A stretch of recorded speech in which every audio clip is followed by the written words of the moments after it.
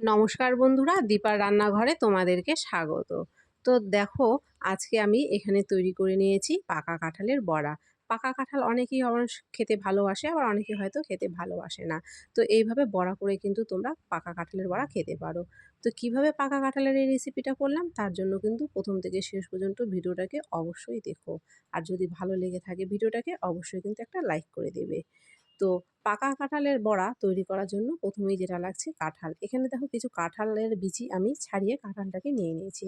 তারপরে একটা মিক্সি জারের মধ্যে সবটুকু কাঁঠাল এখানে দিয়ে খুব ভালো করে পেস্ট করে নেব।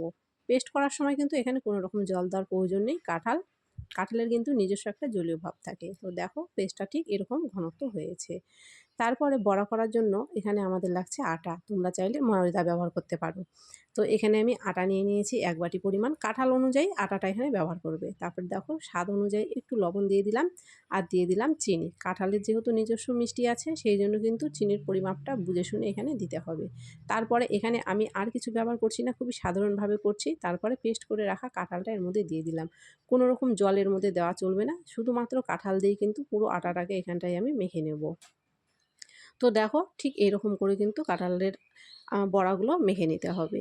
তারপরে মাখা হয়ে গেছে। এখানে কড়াইতে তেল বসিয়ে তেলটা গরম করে নিয়েছি খুব ভালো করে। প্রথমে তেলটাকে খুব ভালো করে গরম করে নিয়ে তারপরে গ্যাসের ফ্লেমটাকে মিডিয়ামে করে দেবে।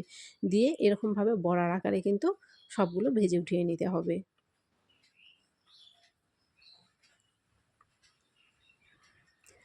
আজকে আমি কিন্তু এর মধ্যে কোনো রকমের সুজি বা চালের গুঁড়ো ব্যবহার করিনি। তোমরা চাইলে কিন্তু এর মধ্যে একটু চালের আটা, সুজি ব্যবহার করতে পারো। তো আমি এখানে খুবই সাধারণভাবে একদম দেখিয়ে দিয়েছি।